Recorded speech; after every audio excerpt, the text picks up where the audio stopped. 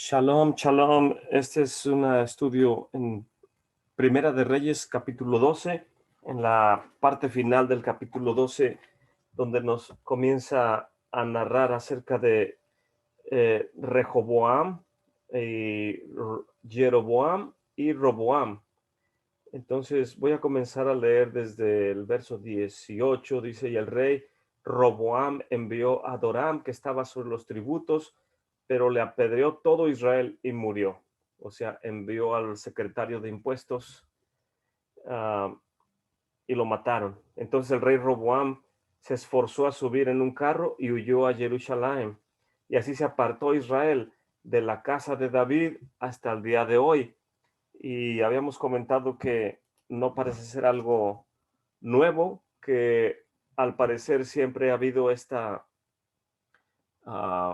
discrepancia, o no sé si llamarlo discrepancia, sino el tipo lucha de poder desde que el Eterno permitió, por el error de Yehudá o de la casa de David, permitió que el reino, parte del reino, pasara, en este caso, a un descendiente de Joseph.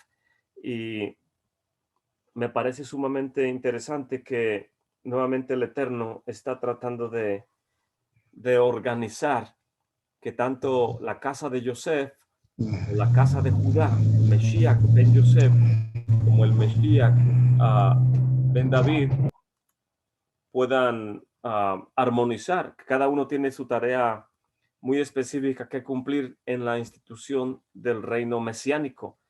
Mas, sin embargo, el Eterno siempre tiene que estar viendo qué es la mejor opción para el pueblo de Israel, y Él trata de guiarnos, darnos la pauta para que el liderazgo sea establecido en armonía. Mas, sin embargo, los seres humanos tenemos esa peculiaridad de no obedecer, y no solamente no obedecemos, sino que no cumplimos a lo que nos comprometemos con el Eterno. Entonces, el rey Salomón se comprometió con el Eterno a permanecer en los mandamientos y en los estatutos de nuestro Padre, bendito sea su nombre. Mas, sin embargo, por no hacerlo, el reino tuvo que ser dividido. Y voy a continuar leyendo, verso 20 del capítulo 12. Y aconteció que, oyendo todo Israel que Jeroboam había regresado, enviaron a llamarle a la congregación y lo hicieron rey sobre todo Israel, sin quedar ninguna tribu que siguiese la casa de David, solamente la tribu de Judá. Y como Roboam vino a Jerusalén, junto a toda la casa de Judá y a la tribu de Benjamín, 180,000 hombres escogidos de guerra para hacer guerra a la casa de Israel y reducir el trono de Rehoboam, hijo de Salomón. Mas fue la palabra del Eterno a Shemeías, Ish Elohim, un varón de Elohim, diciéndole: háblale a Roboam, hijo de Salomón, rey de Judá, y a toda la casa de Judá y de Benjamín, y a los demás del pueblo, diciéndoles: así ha dicho el Eterno, no vayan y ni peleen contra sus hermanos, los Bené Israel. Vuélvase cada uno a su casa, porque este asunto yo lo he hecho. Y ellos oyeron la palabra del Eterno y se volvieron y se fueron conforme a la palabra del Eterno. Y reedificó Jeroboam a Siquem en el monte de Efraín y habitó en ella. Y saliendo de ahí, reedificó Penuel. Y dijo Jeroboam en su corazón: ahora se volverá el reino a la casa de David. Y si este pueblo subiere a sacrificar a la casa del Eterno en Jerusalén, porque el corazón de este pueblo se convertirá a su señor Roboam, rey de Judá, y me matarán a mí, y se tornarán a Roboam, el rey de Judá.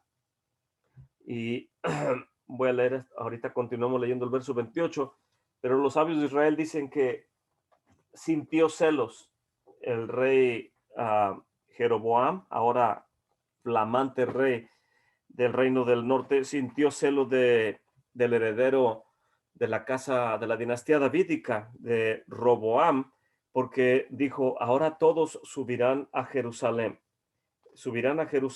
y de esa manera sabemos que la Torá prescribe que los Shlosh Regalim, los 3 festivales de ascenso, es un mandamiento para los varones, al menos para todos los varones del pueblo de toda la nación de subir, ascender a la casa del Eterno en la santa ciudad de Jerusalén 3 veces al año, en Pesach, Shavuot y en Sukkot, lo que es en Pesach, el Pentecostés y la fiesta de Sukkot.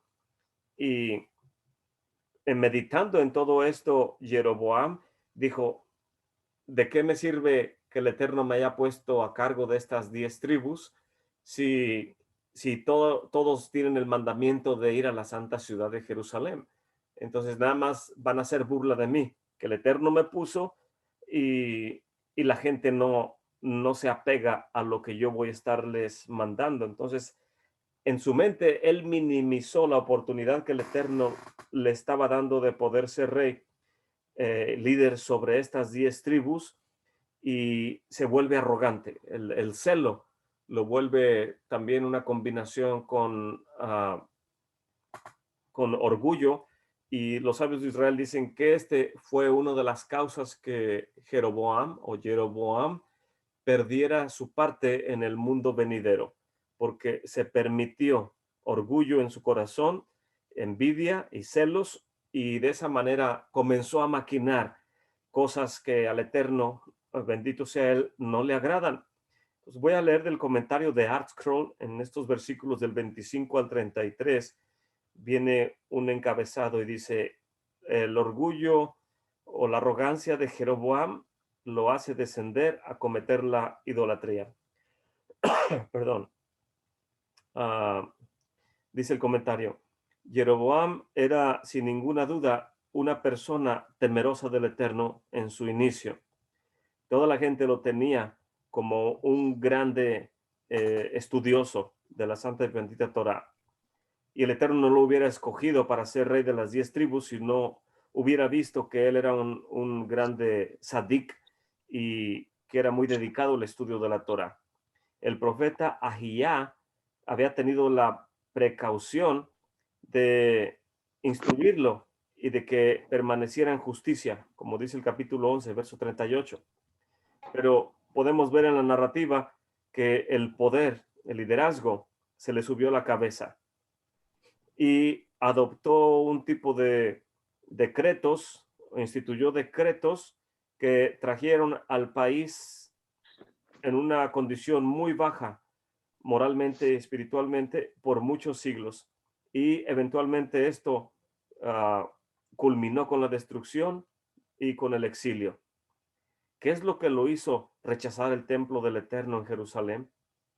¿Por qué es que él tuvo miedo que la gente fuera al templo en Jerusalén y acaso pensó que lo iban a abandonar? ¿Por qué todos sus súbditos o todos los que lo apoyaban creía él que lo iban a dejar para seguir a un Rehoboam que ni siquiera era popular o no era carismático como él?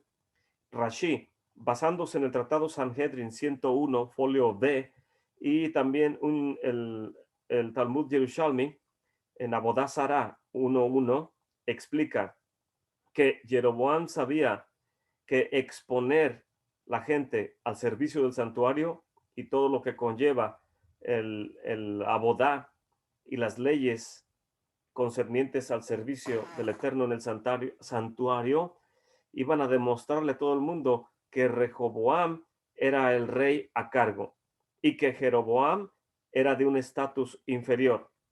La única persona que se le permite sentar en el templo o en la santa, le llamamos la Santa Azará, que es la Azará es la plaza o una plataforma niveladora o el nivel de donde descansa el lugar santo y el lugar santísimo, además del el porche, que es el ulam. Entonces, en ese espacio que rodea el santuario, enfrente del porche, está el altar del sacrificio, que está en 11 escalones abajo del lugar santo y el lugar santísimo, pero aún el área del altar, junto con el edificio del santuario, todo está rodeado por un perímetro que se le llama la Santa Azara. Y en esa área está prohibido que entren los levitas hacia abajo. no pueden entrar israelitas, ni levitas, ni mujeres, etcétera. Nada más pueden entrar los Kohanim en esa área. Y entre el altar y el porche, los 12 escalones de ascenso hacia el lugar santo, es un área de mayor santidad que el área que rodea el resto de la Sará, porque dice la Mishnah que un Cohen que trae su pelo descuidado o se lo dejó crecer, o un Cohen que no está en apariencia de servicio, o su ropa está rasgada, o bebió vino, etcétera, eh, no le advierten. Si la guardia del templo ve que un Cohen está sirviendo en esa área y no está en una impecable condición en su vestimenta, en su apariencia y en su servicio al Eterno, inmediatamente los Kohanim, que son como policías, la guardia del santuario, lo agarran, se lo llevan y sin avisar y sin hacerle ningún juicio, le rompen la cabeza con varas de madera. Entonces, me imagino que nunca hubo tal vez nadie que se atrevió a arriesgar a entrar despeinado o con su ropa sin planchar, estoy irónicamente exagerando, a servir en esa área, porque sabemos que es sentencia de muerte y nadie va a querer morir por un descuido. Entonces, el área de la Sará es un área sumamente santificada y los sabios nos dicen, nadie tiene derecho a sentarse en el templo excepto un descendiente de la dinastía davídica. Algún descendiente del rey David puede sentarse a enseñar. Entonces, cada año en la ceremonia que se llama Jaquel, que viene en el libro de Deuteronomio, es un mandamiento de la Torá que el rey de Israel tiene que sentarse y enseñar la Torá a todo el pueblo en el templo.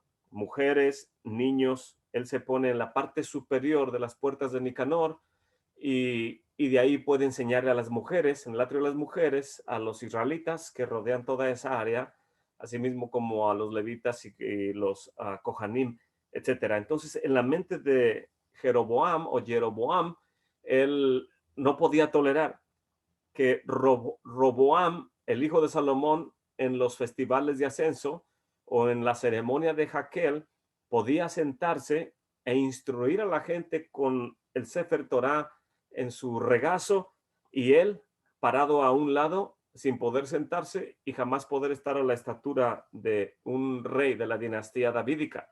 Pero esto es lo que el Eterno está prescribiendo cuando le habla a Jeroboam que le va a entregar un liderazgo, se lo dejó muy claro. Y la casa de David no es negociable. Perdón, incluso los sabios de Israel nos dicen que, ahorita lo voy a leer también más adelante, pero que el Eterno, en un tipo midrash, en la Gemara, dice que el Eterno vino con Jeroboam y le dijo, arrepiéntete de todas las transgresiones que has hecho y sube conmigo y con David y entraremos en el jardín del Edén. En otras palabras, sé parte del mundo venidero y yo te voy a acompañar, vas a estar conmigo. Y qué grande privilegio estar con nuestro Padre, bendito sea su nombre, y poder estar en el jardín del Edén, en la yeshiva celestial, estudiando con todos los demás justos de Israel. Y la pregunta de Jeroboam fue, ¿quién irá adelante, Señor del universo? Y el Eterno le contesta, Ben Yishai Harosh. Ben Yishai irá a la cabeza. Y la respuesta de Jeroboam en la Gemara dice, no voy a ir. Si no voy a la cabeza, no voy a ir contigo. Aunque tú vayas acompañándome, o voy yo a la cabeza o no va nadie. Entonces, para él, en esta enseñanza podemos entender que el orgullo de Jeroboam era tan grande que no toleraba más liderazgo, sino solamente el de él. Y como alguien, siendo un grande justo y sirviendo al Eterno, estudioso de la Torá, el Eterno por eso lo escogió, porque era estudioso, era entendido, era un sadik. Como alguien de este calibre puede caer tan bajo solamente porque su orgullo lo eleva? Y eso es para enseñarnos a cualquiera de nosotros. Rehoboam es descendiente de Efraín, es descendiente de la casa de Rachel. es un estudioso de la Torá, como los descendientes de Yosef debemos de ser. Como todo Efraín, debemos de ser estudiosos, como Jacob enseñó la Torá a nuestro, a Yosef, como Jacob, nuestro padre Jacob, enseñó la santa y bendita Torá en su regazo a Yosef. Y Yosef se hizo un especialista en la Halaká y en la Torá. Y esa especialidad y ese servicio al Eterno lo mantuvo firme en la más densa oscuridad, en el exilio, en el padre de todos los exilios, que es Egipto, en medio de la hechicería, de la idolatría, de la inmoralidad, de las tentaciones. En medio de todo esto, lo que mantuvo firme a Yosef fue la santa y bendita Torá.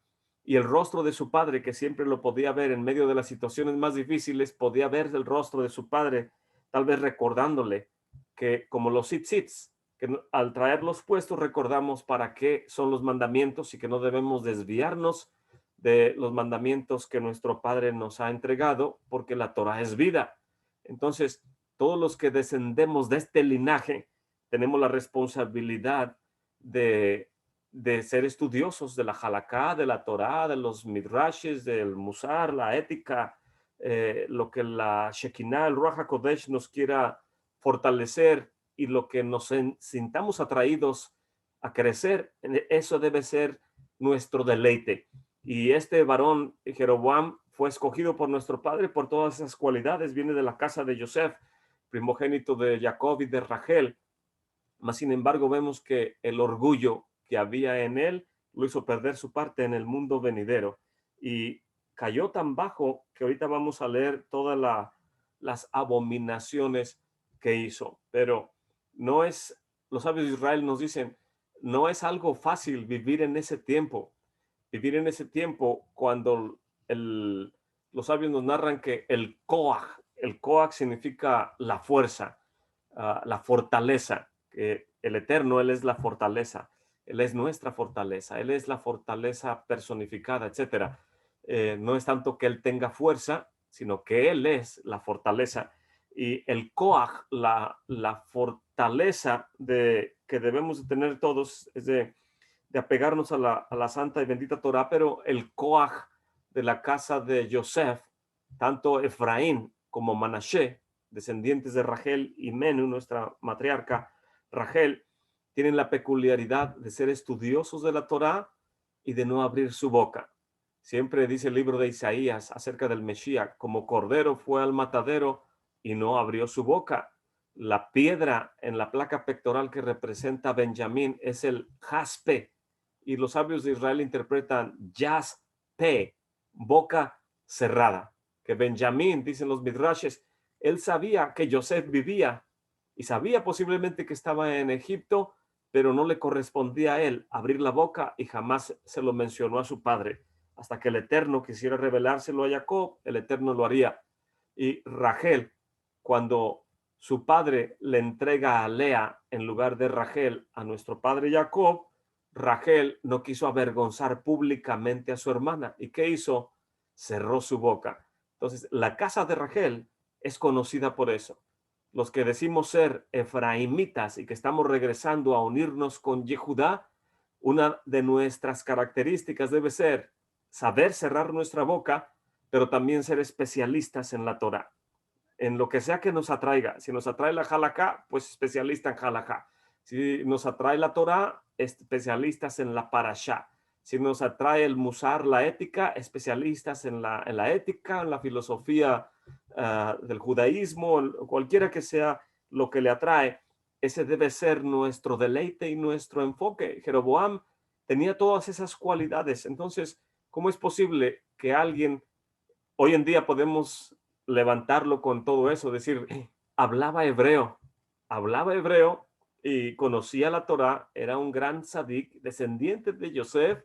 ¿Cómo es posible que haya caído? Y los sabios dicen que el koach, la fortaleza que había en aquel tiempo para acercarte al Eterno, era tan grande para servirle que no necesitabas mucho esfuerzo, porque había algo dentro de ti que te impulsaba a servirle al Eterno. Pero en el lado negativo también era de esa manera. Si utilizabas ese koach o esa fortaleza para poder servir, si no era el Eterno, te ibas a servir a ti mismo o a los ídolos. Y los hombres de la grande asamblea nos dicen, los sabios de Israel, que ellos le pidieron al Eterno al final de la destrucción del segundo templo, eh, que quitara esa inclinación a la idolatría para que la gente no se desviara. Y el Eterno escuchó la oración de los Anshei Knesset Hagedollah, los hombres de la grande asamblea, y quitó ese koach. Pero ahí es donde inició lo que hoy en día conocemos como uh, cuando la gente no cree en ningún Dios, el ateísmo. El ateísmo comenzó a partir de ese tiempo porque la gente decía, en realidad no existe nada, no existe un creador, tal vez fuimos creados de alguna manera al azar, etcétera. Entonces la gente se empezó a alejar, se empezó a alejar tanto las personas del Eterno que ese Koach que antes teníamos ya no había profecía. Por eso ya no había profecía en esos últimos 400 años antes del Brit Hadashah. Por la oración de los hombres de la grande asamblea dejó de haber la profecía.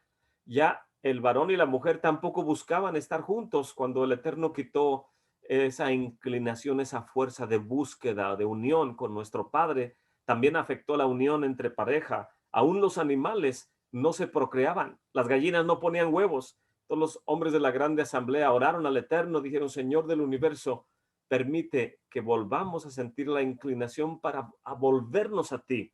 Y el Eterno puso una medida necesaria para que nosotros no nos desviemos de Él y podamos buscarle. Por eso dice que no está lejos, ciertamente el que quiere puede encontrarle. Y no está lejos para que digas quién nos subirá arriba o quién descenderá abajo, más que dice cerca de ti en tu boca y en tu corazón, etcétera, etcétera. Entonces, hoy en día tenemos una medida de fe que el Eterno dejó en cada uno de nosotros para poder buscarle, y hoy en día consideramos algo sumamente tonto el que alguien se incline delante de una piedra o que alguien diga, oh, en una tortilla apareció el ídolo que hacen en México, o puedo ver el ídolo de los orientales en esa imagen o en esa sombra. Entonces uno dice, eso es tonto.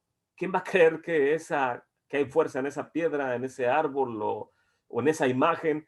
Entonces uno dice, que no tienen 2 centímetros de cerebro para pensar que esa cosa no puede crear. Y como dice el salmista, los ídolos no tienen pies, no tienen manos, no pueden caminar, no pueden ver ni oír. Semejantes son a los que los fabrican.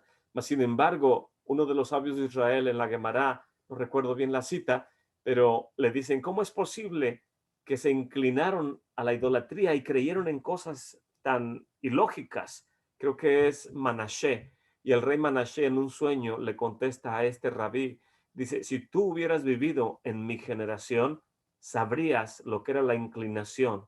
Si no te inclinabas al Eterno, te inclinabas delante de cualquier cosa. Pero en aquel tiempo era el koach, era la fuerza de búsqueda de servirle al Eterno o a la idolatría. Mas hoy en día es sumamente tonto que la gente vaya y, como dice el Salmo, llevados delante de los ídolos mudos. Gente como ciega y sorda y muda es llevada delante de ídolos mudos. Y no hay cosa más triste que ver ese tipo de conducta en las personas, sobre todo los que decimos que conocemos al creador del universo. Y hoy en día me parece algo muy popular o muy atractivo, por ejemplo, con las redes sociales. Alguien ve un post que tiene letras hebreas y dice algo de Yeshua o que es creado en Israel, etcétera, y la gente inmediatamente, sin ver quién lo puso ni qué es lo que dice, dice, es tan bonito que se ve el hebreo, y es verdad, es un lenguaje hermoso, es lenguaje que viene de lo alto, son las letras que nuestro Padre nos envió desde el trono de la gloria. Y, y vamos siguiendo a veces ministerios que no son firmes en su servicio al Eterno. He conocido ministerios israelitas que, que hablan hebreo, y sus posts en las redes sociales son muy hermosos y tienen lógica. Mas, sin embargo, cuando platicas con ellos, son totalmente anti-ley oral. Son anti-ley oral Y si son anti-ley oral, son antisabios de Israel. Y sabemos que sin los sabios de Israel no podemos interpretar la Torá escrita. Entonces, solamente es teología de reemplazo. Es lo mismo que cristianismo, nada más que cambió el mismo carro, dice el dicho secular. Es el mismo vehículo, nada más lo cambiaron de cochera. Pero uno, en lugar de una cochera que tenía teología y libros de teología, ahora lo pusieron en uno donde hay libros con letras hebreas, pero el vehículo sigue siendo el mismo. Entonces tiene uno que tener cuidado porque este varón, Jeroboam, era un grande sadik, especialista en el estudio de la Torá, seguramente hablaba hebreo y arameo y todos estos conceptos que muchos hoy en día anhelamos conocer y se nos hace sumamente difícil. Pero cómo alguien tan grande se degrada de esa manera. Y voy a continuar leyendo donde dice que construyó, dice en el verso 28, y habido consejo, hizo el rey 2 becerros de oro y le dijo al pueblo, harto han subido ya a Jerusalén, o sea, mucho han ascendido a Jerusalén. He aquí tus dioses, oh Israel, que te hicieron subir de la tierra de Mizraim. Dicen los sabios de Israel, ¿dónde hemos escuchado eso? Las mismas palabras cuando construyeron el becerro de oro cuando Moshe estaba en el monte Sinaí. He aquí tus dioses, las mismas palabras. Entonces podemos ver aquí que él construyó estos becerros y le dijo al pueblo que ya para qué subían a Jerusalén. Ahora tendrían sus dioses en el norte del territorio para que no tengan que subir a Jerusalén. Y puso uno, dice el verso 29, uno en Betel y el otro en el territorio de Dan. A propósito, me recuerda que cuando fui con el hermano Joseph Good a la tierra de Israel, nos llevó al territorio de Dan y el camión se estaciona en el área, valga la redundancia, estacionamiento para los autobuses de turistas, y se baja uno y camina por una vereda y hay muchos sembradíos. El río Jordán nace en esa área y es muy verde, hay carrizos, mucha vegetación, etcétera, y higueras, árboles de olivo, naranjos, etcétera. Y ahí en medio de toda esa vegetación está el altar que el rey Jeroboam construyó en el territorio de Dan. Todavía están ahí las ruinas, los vestigios. Y ahí es donde él le dijo ahora a las 10 tribus que iban a venir a quemar incienso y a sacrificar uh, en el norte. Entonces, eso es lo que él hizo. Y dice el verso 30, y esto fue ocasión de pecado, porque el pueblo iba delante de uno hasta Dan, y dice mi traducción adorar, pero creo que eso no viene en el original, pero el pueblo iba delante del uno hasta Dan, e hizo también casa de altos, y también hizo Kohanim de la clase del pueblo, o sea, no de los descendientes de Aarón, sino que está agarrando de las tribus, de las 10 tribus, que no eran de los hijos de Leví. Y podemos ver aquí claramente algo que uno puede preguntarse, como dice el Rabbi Foreman, cuando pone musiquita de fondo en sus enseñanzas, que son como tipo caricatura. Dice, tararán, tarán, ¿dónde hemos escuchado esto? Y parece ser algo moderno, que lo único que está haciendo, de acuerdo a la narrativa, que está haciendo lo que hoy en día conocemos como teología de reemplazo. La teología de reemplazo lo conocemos como la teología de la iglesia hoy en día, en tiempos modernos, la teología de la iglesia cristiano-católica, si la podemos definir de esa manera. En otras palabras, cuando vino a Constantino y se proclamó sumo pontífice del Imperio Romano, en ese tiempo él dijo, yo soy la máxima autoridad política y religiosa. Y a partir de aquí en adelante, no más Shabbat, no más circuncisión, no más festividades.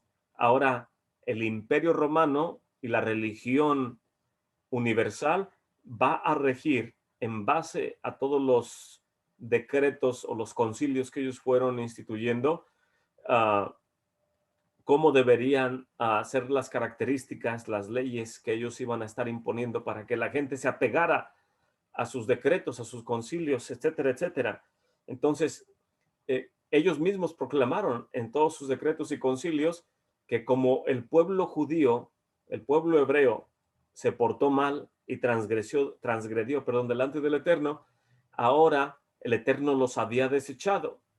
Y ahora la iglesia o la Santa Madre Iglesia venía a reemplazar al pueblo de Israel. Y por eso ahora dicen que ahora la Santa Madre Iglesia es el pueblo elegido del Eterno y que ya no estamos bajo la ley, sino bajo la gracia. Entonces, a eso le llamamos hoy en día a la teología de reemplazo. Es la teología que se proclama por encima del pueblo de Israel, pero sabemos que eso es una aberración. El Eterno jamás se ha separado de su pueblo, lo ha castigado porque es necesario que el castigo, y dice la Escritura, que la disciplina comience en la casa. Y si comienza con la casa, ¿qué será de los demás? Si el pueblo de Israel se porta mal, es severamente castigado. Y lo que está haciendo el Eterno es trayendo disciplina a su hijo, porque el padre que no disciplina a su hijo es porque no le ama. Si el Eterno no nos amara a su pueblo, no nos disciplinaría. Pero las naciones lo ponen de otra perspectiva y lo tuercen y crean un nuevo sistema. Y todos los filósofos, aquí tengo enfrente de mí grande cantidad de libros, bueno, no grande cantidad de cientos, pero al menos unos 8 o 10 libros que hablan de todos estos conceptos, cómo se formó la Trinidad, quién la formó, cómo era el pensamiento grecorromano, cómo ellos decían que en el hombre está hecho de 3 partes, le llaman tripartita, ese es un concepto grecorromano, que está hecho de cuerpo, alma y espíritu, y que el cuerpo es el nivel más bajo de esa condición tripartita, y que el espíritu del hombre es el que es más elevado. Y los filósofos grecorromanos enseñaban que para poder alcanzar un nivel superior de espiritualidad, tenías que castigar tu cuerpo, someterlo a castigos para que no se sobre enorgulleciera, etcétera, etcétera. Y en base a todo ese tipo de dogmas que la Iglesia Católica formó a través de toda su historia, le dieron forma a esa estructura de reemplazar al pueblo de Israel. Y todo lo que es la Trinidad, el bautismo, la cena del Señor, el día domingo, eh, todas esas cosas que ellos inventaron es lo que es teología de reemplazo. Pero no inicia con Constantino. Podemos ver que inicia aquí con Jeroboam, que su orgullo de él hizo en su mente, él creyó que no era correcto que hubiera 2 reyes. No puede haber 2 reyes, solamente puede haber uno, y él quería ser el que estaba a la cabeza. Y podemos entender, dicen los sabios de Israel, podemos entender hasta cierto punto que Joroboam uh, medita de esta manera, lo mismo que hizo Koraj, que Koraj no toleraba que Moshe Rabbeinu estuviera en el liderazgo. Dice, yo también soy descendiente de Leví y de hecho soy mayor que los demás que tú estás poniendo en el liderazgo. ¿Y por qué a mí no me has puesto? Si por edad es lo que deberían tradicionalmente tenerse en cuenta, estás poniendo a primos más jóvenes que yo sobre puestos de liderazgo que ni a mí me estás dando. Entonces él menospreció ser portero de la casa del Eterno y él quería la quejuná, el sacerdocio. Entonces, cada vez que alguno de nosotros cree que puede hacerlo mejor que otro líder que nuestro padre ha puesto para guiarnos, pues comienza un problema de identidad, de celo y de todo este tipo de circunstancias. Los sabios dicen que en el caso de Jeroboam era de entenderse porque él desciende de Yosef y la bendición que nuestro padre Jacob le dio a Yosef, perdón, es que él es un toro. La fuerza del toro está en Yosef.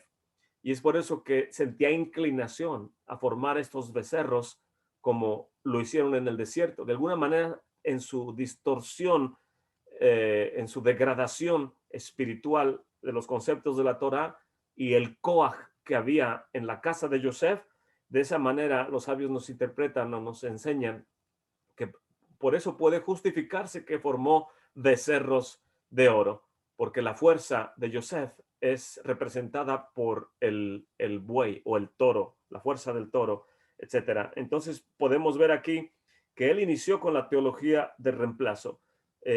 Fabricó dioses, instituyó santuarios, puso un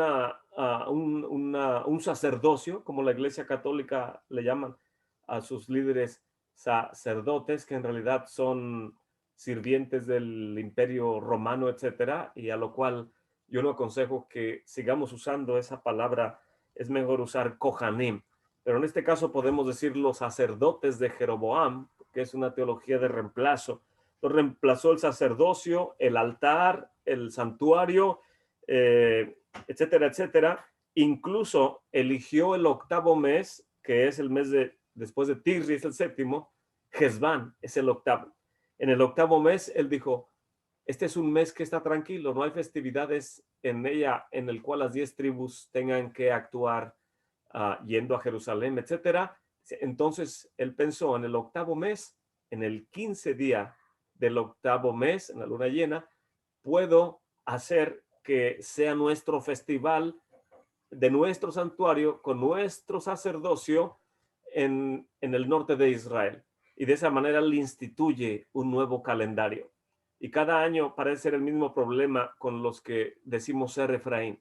Efraín dice, no voy a hacer lo que dicen los judíos ortodoxos, no voy a hacer lo que ellos dicen, yo voy a hacer lo que dice la Torah, y crean su propio calendario. Y familias que me han dicho, hermano, disculpe, pero se me quedan viendo como si yo estuviera retrasado en mi mente o en mis ideas, abren la boca y se me quedan viendo y dicen, hermano, el Shabbat no es semanal, es mensual. No podemos seguir viniendo hasta Quejilá porque el Shabbat es mensual, es con la luna y ustedes lo celebran cada semana. Y les digo yo, en Bereshit, el Eterno terminó su creación en 29 días y el 30 descansó. No veo ningún versículo que diga eso, pero la gente empieza a formarse ideas. Entonces, lo interesante es que hay un Koach en los que venimos de las naciones. Hay una fortaleza espiritual, pero esa fortaleza tiene que encaminarse correctamente, hacer equipo con la tribu de Judá y con Benjamín, y de esa manera poder juntos organizarnos para que la venida del Mesías esté a la puerta y el Mesías pueda encontrar un pueblo unido. Por eso hacemos nuestras oraciones, decimos, unifica nuestros corazones para servirte y amarte. Pero no podemos estar diciendo, unifica nuestros corazones, y la persona que está junto a mí en el shaharit está pellizcando a su hijo, gritándole, etcétera, y yo digo, me está distrayendo, ¿por qué hace eso? Y en lugar de concentrarme, los sabios de Israel dicen, aunque una serpiente en el Amidá, aunque una serpiente se te enrede en tus pies, o sea, si algún problema grande viniera a tu vida, ni aún así debemos distraernos de estar delante del trono de la gloria. Entonces, lo que trato de ilustrar de una manera exagerada es que nada debe de desenfocarnos de nuestro servicio al Eterno. Y si decimos unifica nuestros corazones, debemos servirle al Eterno y tratar de ser tolerantes unos con otros, pero sin distraernos de nuestro servicio al Eterno, etcétera, etcétera. Entonces, en el octavo mes, él creó su propio calendario. Él no quería que la gente fuera en la ceremonia de Jaquel a la santa ciudad de Jerusalén, y construyó su propio altar y ofreció ahí sacrificios, su incienso, etcétera. Incluso dice la Gemara de los sabios de Israel que engañó a las personas haciéndoles creer, como la gente lo tenía como alguien de una estatura muy espiritual superior. Él hizo un documento y le decía a la gente, firmen aquí para saber que ustedes me apoyan a mí, fírmenle aquí, o acaso van a creer que los voy a desviar de alguna manera. Y la gente se rea, dice, ¿cómo vamos a creer que nos vas a desviar? Ok, entonces firme. Y grande cantidad de líderes fueron engañados. Los sabios dicen que hasta Ahía Hashiloni, aquel que el Eterno le habló y le dijo las cosas que tenía que hacer, también él fue desviado por este engaño de Jeroboam. Entonces, hoy en día decimos, ¿cómo es que alguien de esa estatura pudo haber caído tan bajo? ¿Cómo pudo degradar la verdad de la Torá a una mentira, a un engaño. ¿Cómo es que alguien que observaba el Shabbat, las festividades, comía kosher, conocía el calendario y todo lo que los sabios de Israel habían instituido hasta su tiempo, cómo es que alguien de esa estatura cae en la tentación de crear su propio santuario, su propio sacerdocio, su propio calendario, de dictarle a la comunidad qué es lo que tienen que hacer bajo un documento? Incluso puso guardias en los caminos y prohibía que las tribus fueran a Jerusalén. Les tenía estrictamente prohibido. Me imagino que bajo amenazas de muerte, etcétera, etcétera. Entonces, todo esto hizo Jeroboam cuando no le pareció bien el que el Eterno estaba tratando de armonizar tanto la fuerza del Mesías ben Yosef, representada por Jeroboam, como la fuerza del Mesías ben David, representada por la casa de la dinastía davídica. El Eterno quería ilustrarnos, tal vez enseñarnos que el amor cubre multitud de pecados y que tenemos que hacer equipo unos con los otros. Sin embargo, vemos aquí que no funcionó del todo como nuestro Padre, bendito sea su nombre, esperaba. Voy a continuar leyendo comentario de ArtScroll en el verso 28 al 29. Dice, bueno, voy a leer del 25. El 25 dice: reedificó Jeroboam a Shikem en el monte de Efraín y habitó en ella, y saliendo de ahí reedificó Penuel. Dice, el comentario dice: Jeroboam fortificó Shikem y Penuel, construyó muros y torres y defensa en cualquier ataque que pudiera traer a Rehoboam en contra de él. Aparentemente el sentido de tratar de evitar una guerra civil era mutuo.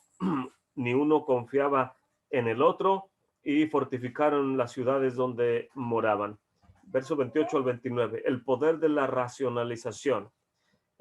Parece ser increíble que una persona como Jeroboam y una nación que experimentó una exaltación espiritual de ascenso en las festividades, yendo hacia Jerusalén, la santidad del santuario y todo el servicio que ello conlleva, aceptara un servicio de menor grado. 2 becerros de oro, altares que no estaban en el santuario de Jerusalén. Y cómo es que esta generación pudo haberse desviado de esa manera.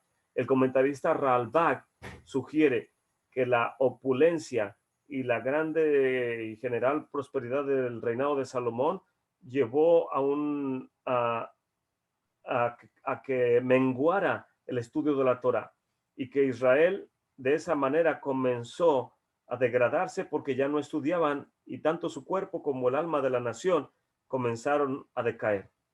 Aún más que esto, Jeroboam discutía con apariencia de piedad que él no era ningún irreverente en contra del Eterno cuando irían a Jerusalén, porque la gente no creía. Al principio engañó a la gente para que no creyeran que los iba a engañar. O sea, lógico que no les iba a decir directamente.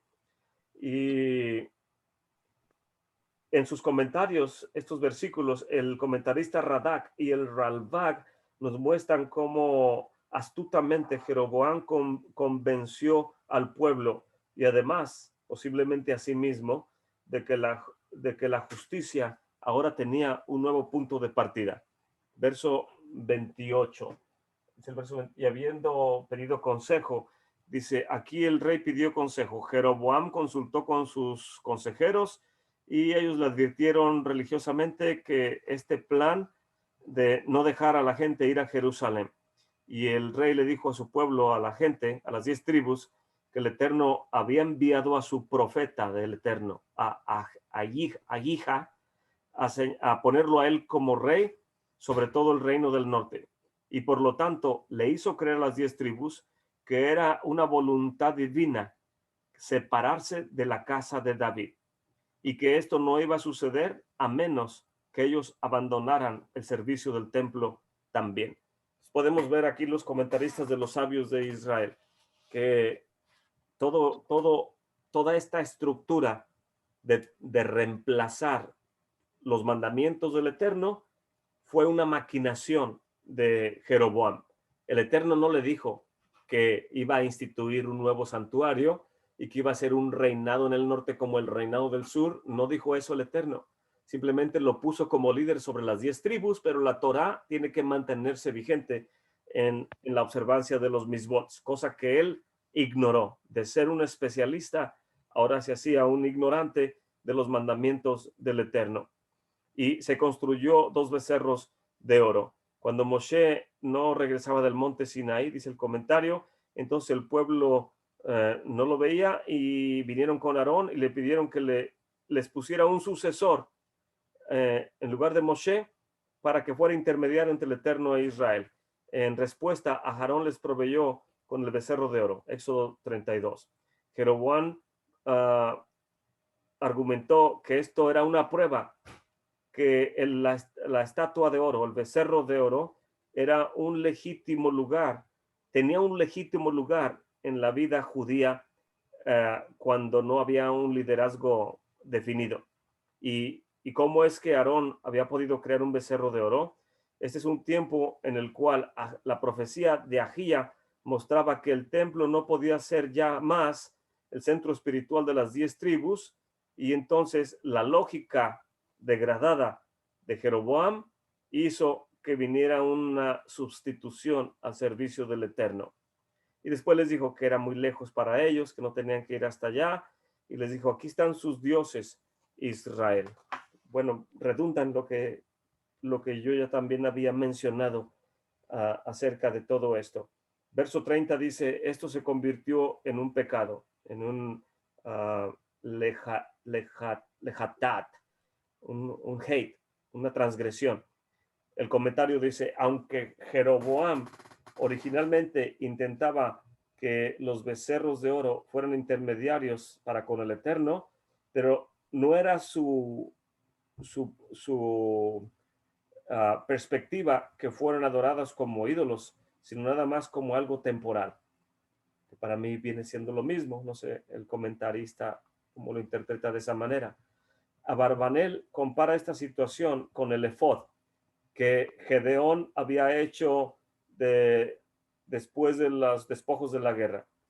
Él intentó que fuera un recordatorio de la salvación del Eterno, pero él eventualmente después terminó siendo adorado, llevando a los hijos de Israel a que se desviaran. Jueces 8:27.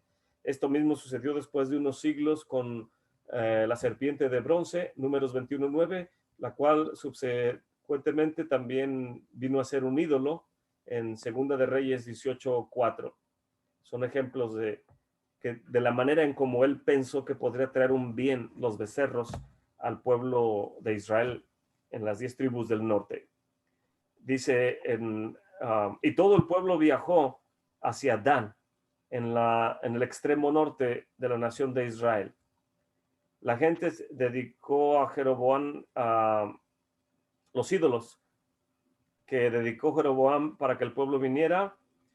Aparentemente entusiasmó al pueblo para que ya no fueran a la santa ciudad, sino para que ahora tuvieran que viajar distancias más cortas.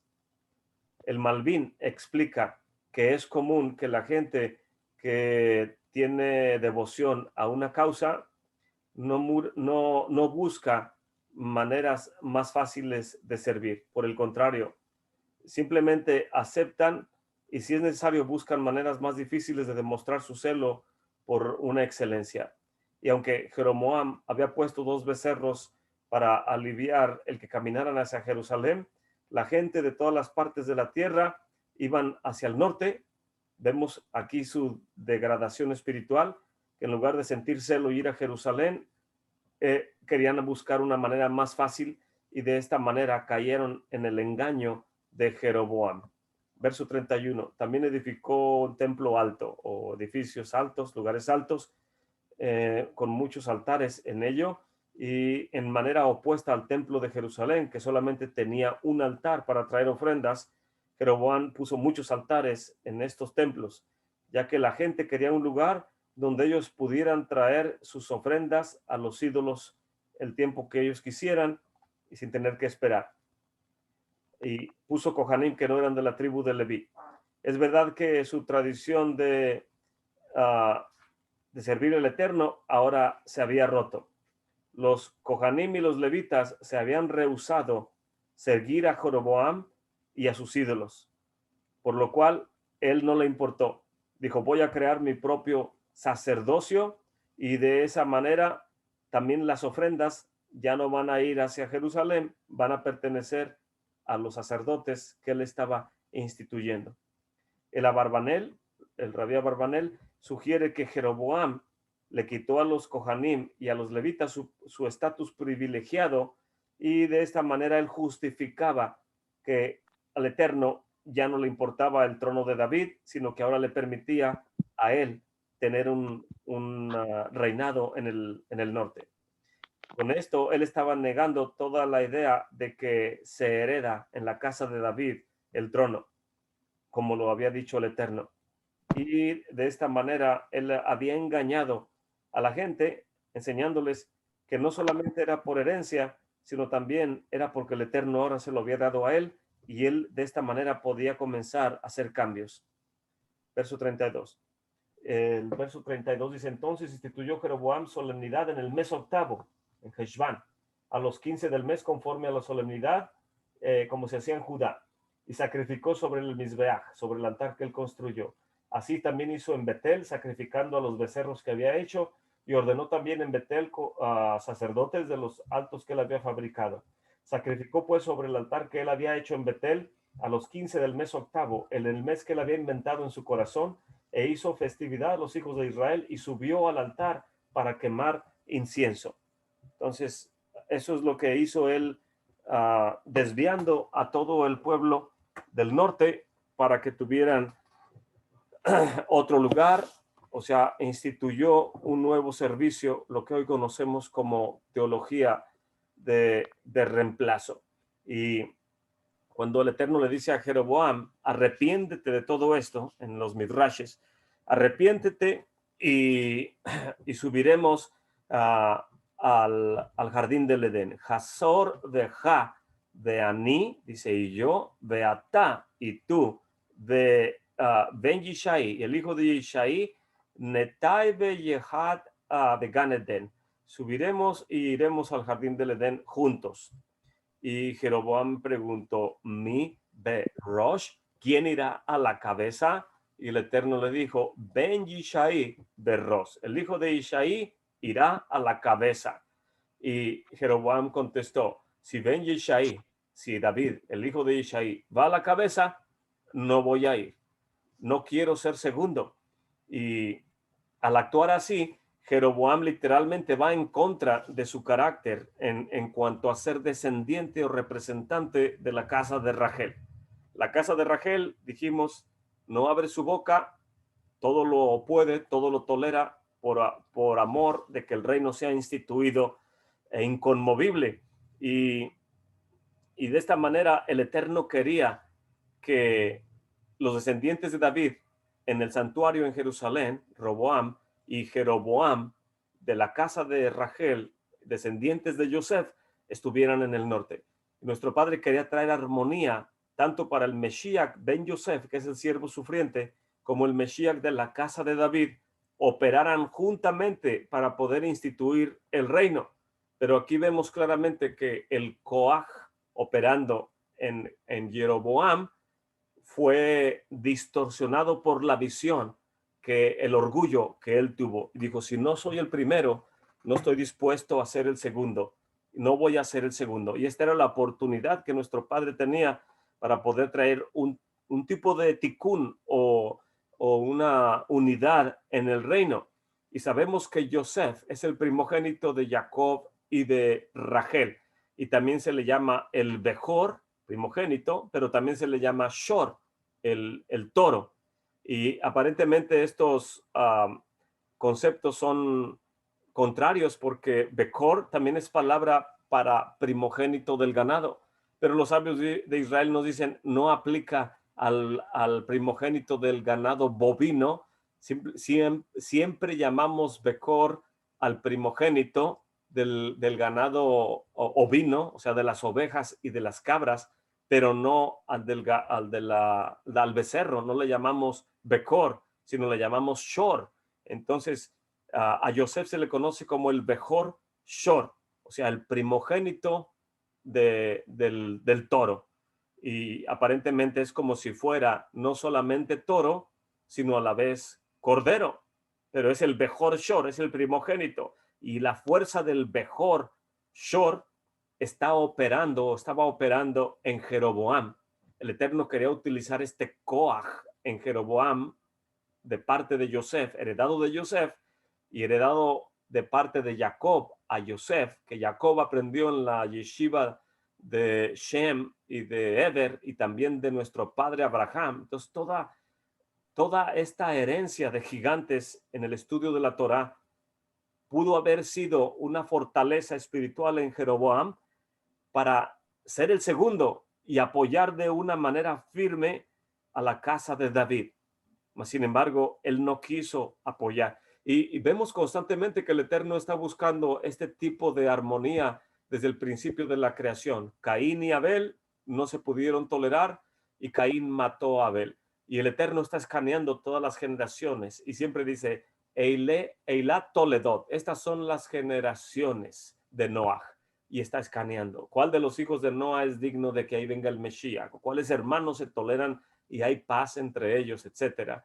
Y así está escaneando. Estas son las generaciones de Abraham, las generaciones de Yitzhak, estas son las generaciones de Ismael, etcétera. Las generaciones de Jacob, dice, es la primera vez que en lugar de decir Jacob engendró, dice, y estas son las generaciones de Jacob, Yosef.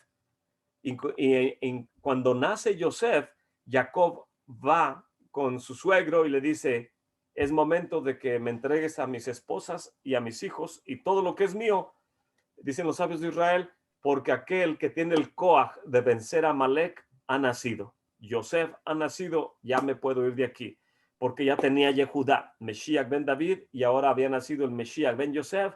Dice, tengo al buey, tengo al león conmigo, ¿qué me puede detener en este mundo de cumplir con el mandamiento del Eterno, de subir a la santa ciudad de Jerusalén, etcétera? Entonces, siempre está la Torá buscando armonía y la encuentra hasta Efraín y Manashe.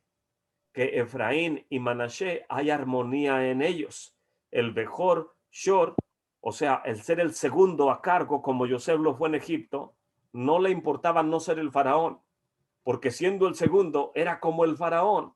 Y el Eterno quería que Jeroboam apoyara a Rehoboam siendo el segundo, pero en realidad apoyándolo iba a ser como el primero, porque los dos van a ser uno, ya no son dos, sino uno, y se unirán entre los dos. Y como le dijo el rey David Hamelech, al otro descendiente de la casa de Rachel, a Jonathan, dijo, cuán grande fue el amor entre nosotros dos. Lo amó tanto David a Jonathan y Jonathan a David, que dice David, tan grande fue el amor como el amor de las mujeres, pero no dice las mujeres, sino dice shtei, dice como dos mujeres. Y los sabios interpretan que es Rachel y Lea. Entonces el amor entre el Mesías ben David y el Mesías ben Yosef tiene que ser siempre firme, constante y cumplir el propósito. Y aquí el Becor, que era Rehoboam, el Bejor Shor, no quería ser segundo, quería ir a la cabeza, quería el lugar de la casa de David. Y Joseph representa, en este caso, el apoyo, el mejor por estar a cargo, apoyando al primero. Y es por eso que en la Santa y Bendita Torah siempre aparece Joseph antes de Yehudá, siempre en las parashas. Y en este contexto los sabios de Israel interpretan quién aparece primero, Mesías ben David o el Mesías ben Joseph. Y los sabios dicen, en la Torah menciona siempre a Joseph antes de Yehudá. Entonces es lógico que venga primero el Mesías de la casa de Joseph, que se le conoce como el siervo sufriente. Y ya voy a terminar para no entretenerlos mucho, pero quiero leer algo aquí que tengo conmigo, un libro que es sumamente importante para el estudio del Mesías. Este se llama los textos del Mesías del rabí Rafael Patai. Dice, leyendas judías de más de 3000 años. O sea, el rabí Rafael Patai recopiló todas estas enseñanzas, es decir, targúmenes o midrashes que había en la comunidad judía en su generación de él, y todo lo escribió en diferentes libros para que pudiéramos nosotros escuchar lo que fue de boca en boca, de padre a hijo o de maestro a estudiante durante 3000 años. Y este libro se refiere a cosas concernientes al Mesías en lo que este rabí investigó.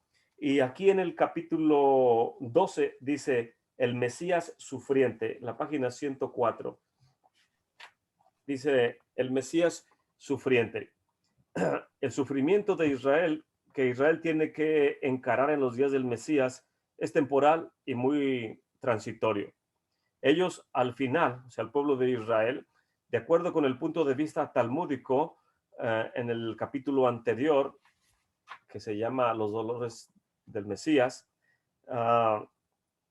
nos enseñan aquí que 7 años, y también la Haggadah nos enseña que es un periodo de 45 días el sufrimiento del Mesías. Dice aquí, desechado, afligido, con heridas que no pueden sanarse rápidamente, se sienta en las puertas de la grande Roma, y de ahí él se quita y se pone sus vendas en todas sus heridas, y puede ver todas sus heridas cada vez que se quita y se pone las vendas. Como un midrash lo expresa, el dolor lo ha tomado totalmente. De acuerdo con uno de los más sensibles y al mismo tiempo psicológicamente con mucho significado, todas las leyendas del Mesías, de acuerdo a lo que nos narran, es que el Eterno, cuando él creó al Mesías, le dio a escoger si aceptaba o no aceptaba sufrir por los pecados de Israel. Y el Mesías le respondió al Eterno, lo acepto con grande alegría, para que ni una sola de las almas de Israel perezca. Esto viene en la Pesikta Rabati. Y tiempo después, en el Zohar se formula algo similar de esta leyenda. El Mesías mismo es el que lleva todos los dolores, todas las enfermedades, todos los sufrimientos del pueblo de Israel, y él está dispuesto a que vengan sobre él, porque de esta manera él puede rescatar la angustia que viene sobre el pueblo de Israel. De otra manera, si no fuera así, el dolor para el pueblo de Israel sería intolerable. Con todo esto, el Mesías viene a ser un descendiente uh, o, o un prototipo del siervo del Eterno. Y estos libros son muy importantes. Tengo otro libro que está ahí enfrente de mí, se le llama El siervo del Eterno, a lo cual el hermano Joseph Good nos dice que en el libro de Juan no creemos que cuando Yohanan el sumergidor o Juan el Bautista dijo, he aquí el Cordero de Dios. Dice el hermano Joseph Good, no es correcto, posiblemente está mal traducido, porque la misma palabra en ese tiempo para cordero es similar a siervo. Entonces, lo más lógico es que Yohanan se esté refiriendo al Mesías como el siervo del Eterno, como lo menciona el profeta Isaías. He aquí que mi siervo. Entonces, Yohanan está diciendo, he aquí el siervo del Eterno que quita el pecado del mundo. Ese es el contexto de Isaías y es el contexto de los midrashes y lo que enseñan los sabios de Israel. Dice aquí, el Mesías viene a ser el siervo sufriente, el cual en su figura prominentemente cumple con las profecías del libro de Isaías, y quien sufre sin merecerlo grande cantidad de dolor por los pecados de otros. Mientras que algunos estudiosos mantienen que el siervo sufriente es el Mesías literalmente, algunos identifican al siervo sufriente con el pueblo de Israel. Vea Isaías 49:3. Y puede haber, no hay grande duda de que el siervo sufriente es parte del pueblo de Israel, porque los dos se complementan. El Mesías es parte de Israel, Israel es parte del Mesías. Y esto es específicamente claro en las leyendas o historias que describen los sufrimientos del Mesías y cómo los rabinos nos lo describen, que está esperando ¿dónde? En la casa de frivolidad o en el mercado de la grande Roma, y que también se reconoce como el mundo del exilio, que no es de asombrarnos que es el tiempo que ahorita estamos viviendo. Dijo Daniel que la última bestia es una combinación de las tres anteriores, y cuando él la vio, dice, era en sobremaneramente espeluznante y asombrosa, y llevamos más de 2000 años del control de esa bestia sobre el entorno, o sea, en el exilio, y esto es parte del sufrimiento que el Mesías quería evitar. Si no fue porque el Mesías sufrió por nosotros, ¿en qué condiciones estaríamos ahorita bajo la frivolidad y el mercado de la grande Roma, que es este mundo, este exilio que estamos, la oscuridad que estamos ya todavía viviendo? Continúa diciendo el comentario, es por supuesto Israel mismo que se ha mantenido cautivo en esta prisión, en el exilio, entre las otras naciones del mundo, hasta que la redención venga. Y de esta manera será libre cuando se nos enseña también acerca de Zorobabel, que es un prototipo del Mesías, que está en Roma y que es un joven en la perfección de su hermosura. Para aprender de esto, vea el libro Zorobabel. De manera similar, el Mesías leproso o el Mesías mendigo, el cual todo el pueblo de Israel conoce estas leyendas que son variantes del siervo sufriente y de la figura del siervo sufriente. Bueno, uh, vienen muchos comentarios acerca de esto, no se los quiero leer todos, pero podemos ver que esta fortaleza del siervo sufriente o del Mesías Ben Yosef estaba de alguna manera operando en Jeroboam para que Jeroboam apoyara a la dinastía davídica en la institución del reino, y que de alguna manera los dos juntos, en el apoyo uno con el otro, pudieran traer el tikkun al error de Salomón y poder evitar subsecuentes sufrimientos a la nación de Israel. Cosa que Jeroboam dijo, no voy a hacerlo, no voy a ir segundo, quiero ser el primero. Y mi pregunta es en toda esta meditación, ¿cómo es que debemos comportarnos los que decimos que venimos de las naciones? Los que decimos ser las chispas de vida, las chispas que hemos estado rodando entre las naciones por generaciones, y que ahora el Eterno quiere acercarnos al fuego grande que es la nación de Israel, que es Judá y es Benjamín. Y si ahora nuestra tarea es apoyar a Judá y a Benjamín, la pregunta es, ¿cómo lo vamos a hacer? E irónicamente puedo preguntar, ¿usando otro calendario? ¿Instituyendo otro sacerdocio? ¿Celebrando las festividades y la luna nueva en los días que no son? ¿O diciendo, estos alimentos yo los como porque la Torá no lo define y por lo cual yo no hago caso a lo que los rabís dicen, yo hago caso a lo que yo leo y lo voy a hacer literal porque ahí dicen la Torá? Entonces, hago estas preguntas irónicamente porque es una grande responsabilidad el sufrimiento del Mesías y enviar al Ruach HaKodesh a nuestros corazones, sabiendo que no hay otro nombre debajo del cielo dado a los hombres en el cual podamos nosotros cumplir con este tikkun en nosotros mismos y en toda la nación de Israel, que es lo que va a hacer que el Mesías finalmente venga e instituya el reino inconmovible. Sin embargo, si nosotros no unificamos nuestro servicio al Eterno junto con Judá y con Benjamín, tenemos el ejemplo de Jeroboam y las 10 tribus que siguieron el engaño por orgullo de este varón. Entonces, voy a dejar de